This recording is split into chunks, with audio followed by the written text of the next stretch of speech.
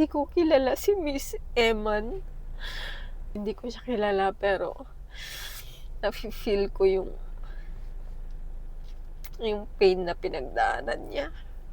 May God grant you a strong mind and heart para makayanan niyo rin.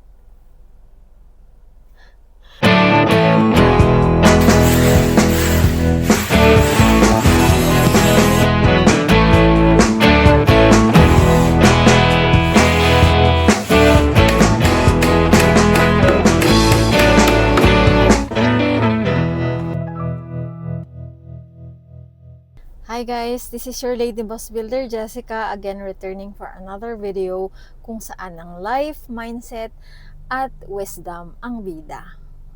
So for today's video, ang topic natin is it's so unfortunate na may mga kababayan tayo or may mga taong hindi nakakayanan ang depression. Napakalungkot yung nangyari kay Miss Emmanuel Atienza. Kasi napakabata pa niya. Hindi ko alam kung ano yung pinagdadaanan niya. Napakalungkot and unfortunate na natapos yung buhay niya.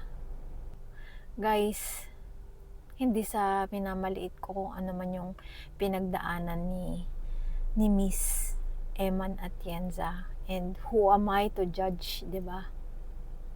Lahat ng tao, may mga kanya-kanya tayong struggles. Depende lang sa atin kung paano natin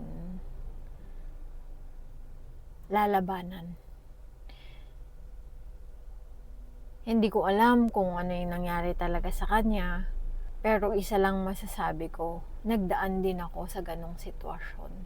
Ilang beses ko ring trinay na mag-suicide or kitilin yung buhay ko. One proof is ito. Yan, kung nakikita nyo. Hindi ako proud na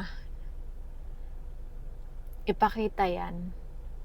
And hindi ako proud na nangyari yan. Pero isa lang ang pinagmamalaki ko is nalampasan ko kung ano man yung mga nangyari sa akin before. And nandito na ako sa moment na masaya ako. And sobrang grateful ko kung babalik man ako dun sa nangyari sa akin before. Siguro, may mga parts na babaguhin ako. Sana. Pero wishful thinking na kung pwede lang, hindi nangyari yung mga nangyari before. Na na-abuse ako, ganyan, ng sarili kong ama. And marami pa akong ibang pinagdaanan. Pero, kung hindi yun nangyari, hindi ako naging ganito katatag ngayon. So, nagpapasalamat pa rin ako na pinagdaanan ko yun kasi andito na ako ngayon kung saan sobrang napatatag yung faith ko kay God. Looking back, nung mga ganong age din ako kay Miss Eman, 19 years old, hindi ko rin talaga alam kung paano ko, dahil nagdadaan din ako sa depression, no, that time. Na-try ko yung magpa-consult sa doktor, tapos binibigyan nila ako ng gamot, antidepressant na gamot, pero hindi nakakatulong. Makakatulong siya panandalian, katulad ng pag ininom ko, makakatulog ako ng mahimbing ng gabi. Wala na akong maiisip na kung ano-ano pa, tapos magigising na lang ako sa umaga. Pero pag gising ko sa umaga, mabigat pa rin yung pakiramdam ko. Ilang years ko rin yung dala. Na pag naaalala ko ngayon, oo, masakit. Pero, tapos na yun. Mga age 30 na lang ako, dun ko na lang natututunan na kontrolin yung anxiety ko. Dahil dyan, meron ako naisip na ito yung way ko. Kung may mga katulad ko dyan, katulad ni Miss Eman, na nagdadaan sa ganitong sitwasyon, sa depression, may mga ways akong ginawa na baka makatulong din sa inyo. Number 1 is natutunan ko na ang meditation talaga nakakatulong sa pagkalma ng isip. Ang dami-dami kong experiment na ginawa, kung alam nyo lang. Wala rin nakakaalam sa mga problema ko, hindi ko masyadong pinagsasabi. Pero, yun, natutunan ko na walang ibang tutulong sa akin kundi yung sarili ko. Hindi ka matutulungan ng gamot, hindi ka matutulungan ng kahit sino man. Walang ibang makakatulong sa'yo kundi sarili mo. So dahil meron akong anak, merong nabibigay sa akin ng, siguro kaya nga sa akin siya binigay, para in a way magkaroon ako ng responsibility para patatagin yung sarili ko. Kasi bukod dito, bukod sa ginawa ko to, andun na ako sa, meron yung isang time na andun na ako sa building, sa bintana. As in, nasa dulo na ako ng building. Tatalon na lang ako nun eh. Walang nakakaalam nun. Pero bigla akong naisip yung anak ko. Tsaka syempre yung magulang ko.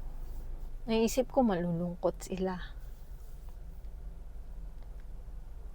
Kaya hindi ko ginawa. Kaya nag-decide ako na tulungan yung sarili ko. Disclaimer lang to ha. Ito yung sa ano ko lang to, sa experience, and nirerespeto ko kung ano man meron si Miss Emmanuel Atienza. Ang sa akin lang, sana sa mga iba pang kabataan dyan na nagdadaan sa ganitong sitwasyon, ano lang, magpakatatag kayo. So katulad nun, nasabi ko na isang nakatulong talaga sa akin is yung meditation. Pag sinabi ko kasing meditation para sa akin, hindi lang yung kinakalm ko yung mind ko o yung walang iniisip, parang blank na thinking or mind. Hindi lang ganun yun. Imagine ko na nasa harap ko si God, nakikipag-usap ako, ganun. Pero meron din yung mga times na gusto ko yung parang ako lang, mag-isa ko lang, ganyan. Sumunod na ginawa ko is hinanap ko talaga kung ano yung gusto kong gawin, kung ano yung makakapagpasaya sa akin. Para in a way, ma-divert kung ano man yung mga masasamang nararamdaman ko or kung ano man yung mga naiisip ko na hindi maganda. Kasi para sa akin, natutunan ko din na every day, it's your choice kung magiging masaya ka. So, napagod na ako sa pag-iisip, pagiging malungkot. Kaya, nag-decide ako na ayoko na maging malungkot. Gusto ko maging masaya. So, hinanap ko talaga yun. And hindi yun madali. It takes time. It takes effort para gawin yon. Pero, I am one of the living proof na kaya, na possible, na pwedeng. So, guys, sa lahat ng mga tao dyan, kabataan, matanda, bata, sa inyo na nagdadaan sa mga ganitong sitwasyon, I just hope na makayanan nyo. And may God bless you. May God grant you a strong mind and heart para makayanan nyo rin. Alam ko, malalampasan nyo rin yan. Basta isipin nyo lang na malalampasan nyo, and isipin nyo na masarap mabuhay, masayang mabuhay, and marami pa kayong mararanasan na maganda.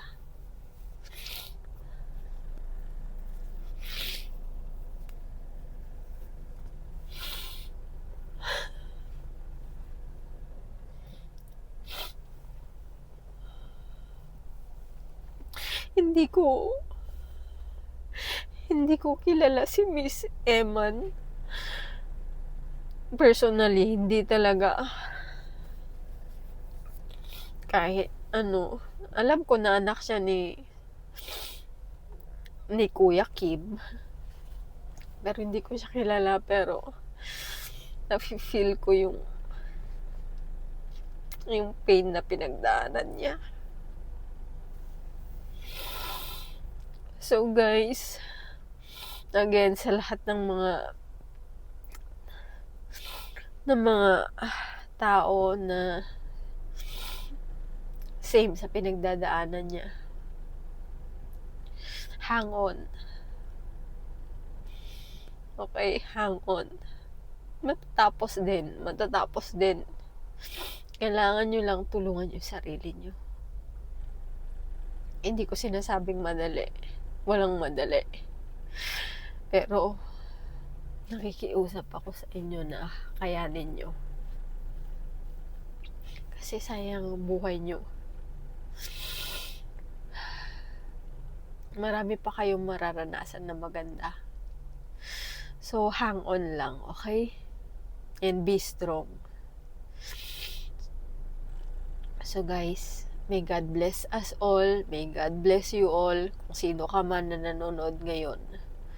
So, thank you for watching. I'll see you guys on my next video. Bye.